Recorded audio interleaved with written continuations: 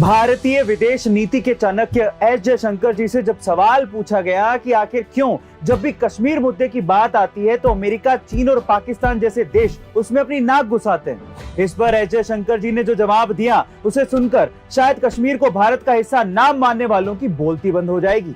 उन्होंने कहा कि कश्मीर हमारा बनाया गया मुद्दा है, ये हम ही लोगों ने आर्टिकल 370 को इतने साल तक जीवित रखा, ये हमारी कमजोरी थी और जब भी कोई बड़ा देश कमजोर होता है तो दुनिया उसका फायदा उठाती है। लेकिन जब साल 2019 में मोदी जी के नेतृत्व में संसद ने आर्टिकल 370 हटाने का निर्णय लिया, उस दिन से कश्मीर मुद्दे पर जिस खिड़की से दुनिया हस्तक्षेप करती थी वो खिड़की ही बंद हो गई। और कुछ दिनों पहले श्रीनगर में जो G20 समिट हुआ है उसे आप कम मत समझिए, ये तो बस एक टेस्ट था। आगे आगे आप देखते रहिए, हम कश्मीर को मेन स्ट्रीम में लाकर रहेंगे। गाइस, ये जवाब था एस जयशंकर का।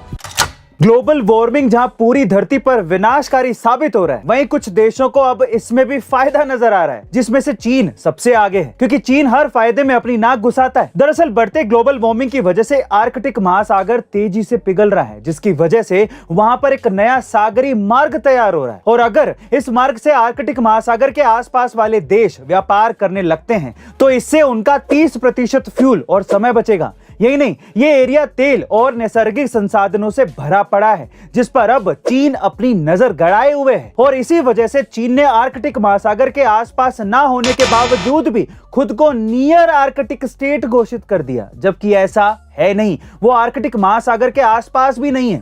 साथ ही चीन ने रशिया के साथ मिलकर $10 बिलियन इन्वेस्ट भी किए हैं, जिससे वो आर्कटिक महासागर में नया सागरीय मार्ग बनाने वाला है, जिसे भविष्य में ट्रेड के लिए वो यूज करेगा। और अगर ऐसा हुआ तो चीन को इससे $120 अरब का फायदा होगा। अब आप समझ ही गए होंगे कि चीन इसमें नाक क्यों घुसा रहा है। पर इससे इंडिया को फायदा होगा या नुकसान, कमेंट सेक्शन में जरूर लिखिएगा। मिलते अगली वीडियो में।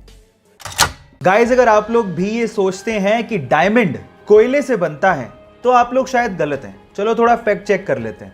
हम ये मानते हैं कि कोयला कार्बन से बनता है और डायमंड भी कार्बन से बनता है, लेकिन इसका मतलब ये कतई नहीं है कि हम लोग ये कह दें कि डायमंड कोयले से बनाया जाता है या बनता है। ऐसा कुछ भी नहीं है। मैं आपको आपकी जानकारी के लिए बता दूं कि जो कोयला होता है वो अर्थ से 2 या 3 किलोमीटर नीचे पाया जाता है और उसके साथ कुछ मेटल की इंप्योरिटीज भी होती हैं।